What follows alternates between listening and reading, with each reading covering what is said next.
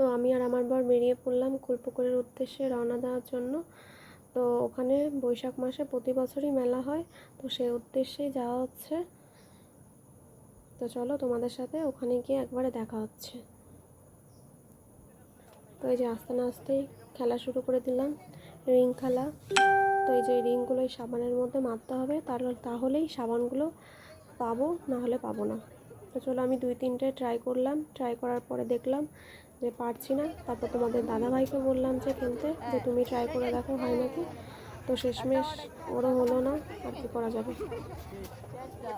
তো এই যে দেখো খেলছে ও। ওখান থেকে বেরিয়ে চলে আসলাম কিছু খাওয়া দাওয়া করতে। তো এখানে এগরোল অর্ডার দেওয়া হয়েছে, তো সবাই এগরোল খেয়ে নেবে।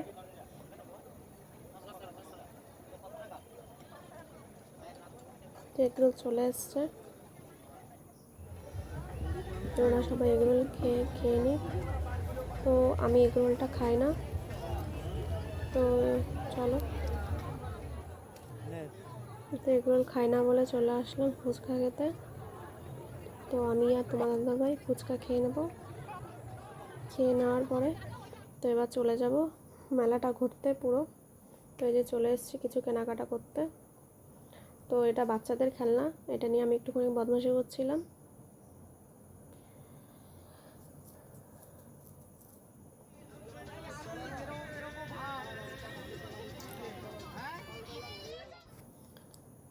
তো এই যে দেখো ছোটোখাটো নাগরদোলনা, এই যে বাচ্চাদের খেলনা চারিপাশে।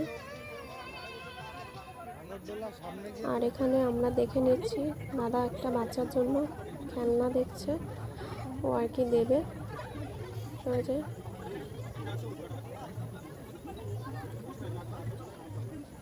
তো আজকের মিনি ব্লগটা তোমাদের কেমন লাগলো অবশ্যই কমেন্টে জানিও। চলো টাটা।